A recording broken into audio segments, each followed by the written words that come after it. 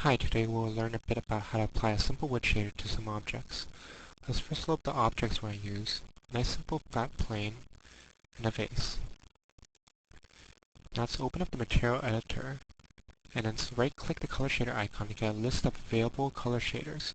Let's choose the simple wood shader. Let's close down the list. Now let's left-click the color shader icon and then let's click on the red arrow to pop up more properties. Now let's change the wood color to be darker, so let's drag that slider down a bit. And then let's also change the dark color to be a bit darker.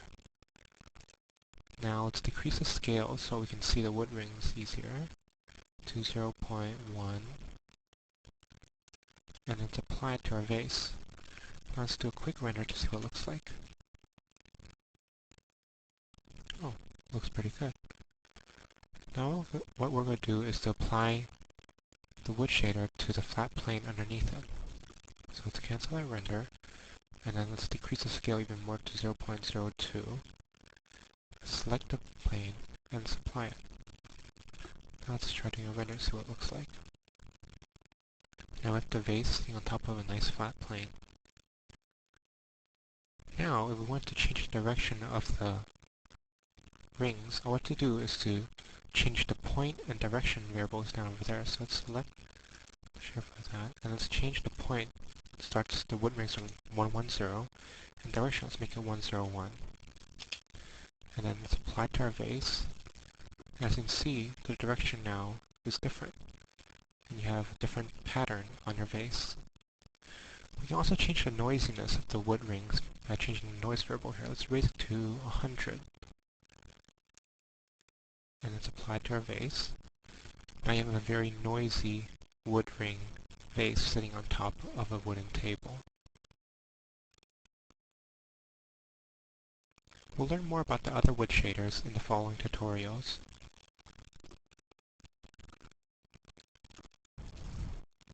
Hi, today we're going to learn how to use the wood shader.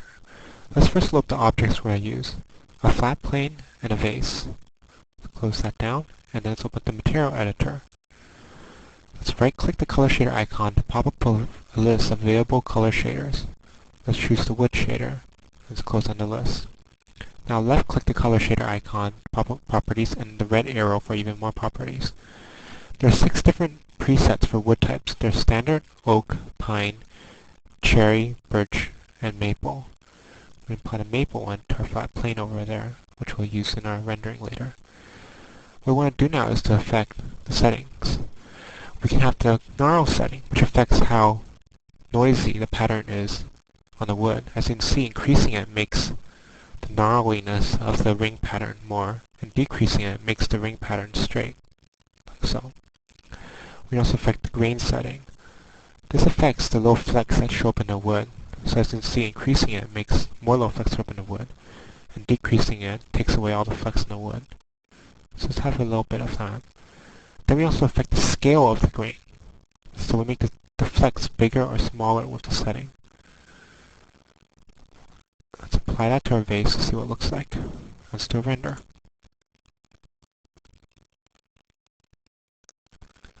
Yep. Now what we also can do is to affect the pattern scale. This changes the scale of the rings on the wood. So increasing it makes the rings bigger, and decreasing it makes the rings smaller. So let's apply that to our vase and see what that looks like. As you can see, we now have a bigger ring pattern on our vase. We also have more settings for the rings. We can affect the fuzz grain, which affects how granular the interaction between the ring and the wood is. So you can see, increasing this makes the ring edges more rougher as it interacts with the wood, base wood color. We can also increase the width of the ring. So increasing it makes the rings wider, and decreasing it makes the rings thinner. What we also have then is the fuzz in and fuzz out factor. The fuzz in allows us to set how the ring fades into the wood. So increasing it makes the rings fade more, and decreasing it makes the rings fade less. The fuzz in factor affects how the wood fades into the ring. So increasing it makes the base wood color fade into the ring more, and decreasing it makes it fade into it less. You get a sharper edge over there. Then we also have the wood color, ring color, and grain color that we can change by using the controls. So you make it darker, and then we also make the grain color brighter. We can also affect the center, trunk center, and the trunk direction. These tell us where the rings propagate out from, and which direction they propagate out in. So we type in 110 and 101, and we can apply it to our vase, and we can see how that looks. As you can see, the wood shader has a lot more variables to set in it than the simple wood shader. So it's more versatile, and you can use it for many more different kinds of wood than you could use the simple wood shader for. We'll learn more about other shaders in the following tutorials.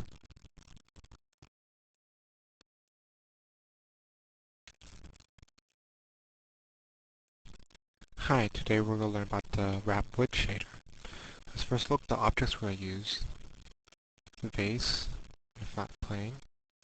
Let's open the material editor, and then let's choose the wrap wood shader. And let's go open up the options for it. As you can see, we have many of the same parameters that we had for the wood shader tutorial, which we did earlier. We have the gnarl setting, the fuzz grain, fuzz in, fuzz out, scale, width, grain scale, and grain setting. And also the three familiar color settings, wood color, grain color, and ring color. We have a new color setting called the groove color, and this allows you to set the color to grooves. So let's make change to white. So we have white grooves, and let's paint our floor panel with that. So as you can see, we now have white grooves in our floor panel. Some other things that are new are the wood floor types. It's the preset settings, basically, and it's very similar to the presets we had for the wood shader previously. So let's choose the maple preset, and then let's change the scale down to 0.4. And right now we don't see the grooves over there, because that's because the groove width is set to 0. So let's change it to 0.2, and then let's change the length down to, the length of the planks down to 0.8. Let's paint our floor with that. As you can see, we now have a quick and easy tile floor. It's a bit rough, so let's increase the resolution of our render so it looks better. And then let's render the scene again. Let's see what that looks like. So you can see we now have a nicely tiled floor. Some other settings that we can change are the variation settings over here. Now what the variation setting does is that it affects the look of the texture between various planks. So we can make the planks have a bit more of a randomized coloring scheme. So let's try that and see what that looks like. And then let's render the floor.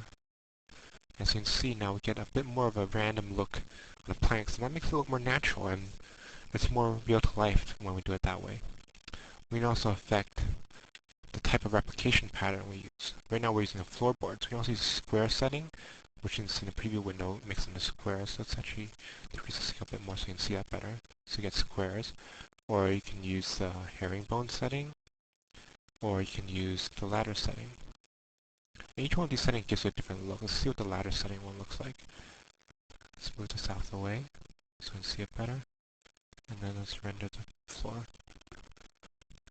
So you have the ladder, the two sides of the ladder, and the steps in between. So that's the settings for that. We can also set the number of strips in each pattern. So let's go change the square and let's make it like 4 strips in the pattern. As you can see, I changed it now with 4 strips in each of the squares that we had previously. So this is the square pattern with 4 strips per pattern over there, as you can see, 4 strips. We can also change the offset. So let's go to the ladder setting and let's change the offset. This allows us to adjust and slide the tile slightly so that it's offset from the other tiles. So let's apply that and let's render it.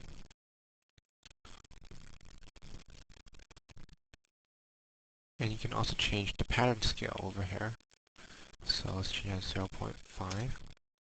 As you can see, the wood's pattern scale is now much bigger, and it's more spread out. As you can see, it's a bit more splotchy even. So that's the wrap wood shader. There's lots of extra options which you can use, and it can come in really useful for generating many different kinds of wood looks for your objects. For example, what we can do is we can try changing to the birch shader, and let's change the scale down to 0.5. Let's make the groove width 0.2, and set the variation 0.8, and set the length down to 0.4. We can apply this to our vase over here, and we can render it to see what it looks like. And you can use it to generate a very nice panel look for your vase over there.